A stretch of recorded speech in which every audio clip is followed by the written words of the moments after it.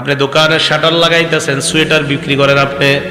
বন্ধু আসছে, আইসা কয় তোর ভাতিজির জন্য একটা সোয়েটার লাগবে, তাড়াতাড়ি আগামীকাল বেড়াইতে যাবে, সুন্দর একটা গর্জিয়াস সোয়েটার দে।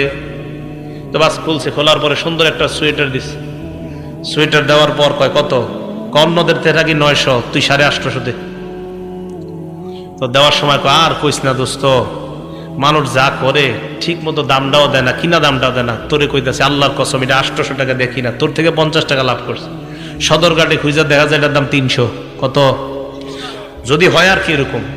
এই যে মিথ্যা শপথ করলেন, আল্লাহর কাছে দাঁড়ানোর জন্য তৈরি হয়ে যান। বুখারী হাদিস নাম্বার 893। আল্লাহর সামনে আপনি দাঁড়াইতে হবে। আপনি মিথ্যা কথা বইলে আপনার পণ্য আপনি বিক্রি করলেন, কি এরকম হয় কিনা? না হইলে তো নাই, হয় কিনা?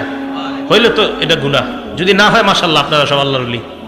কিন্তু যদি এটা না হয়, বরং মিথ্যা কথা বইলা শপথ করে আপনি যদি পণ্য বিক্রি করেন, তা আল্লাহর সামনে দাঁড়ানোর জন্য প্রস্তুত হয়ে যান যে তুমি তোমার ইনকামটা কিভাবে করছো আমার একটু বলো। বিসমিল্লাহ।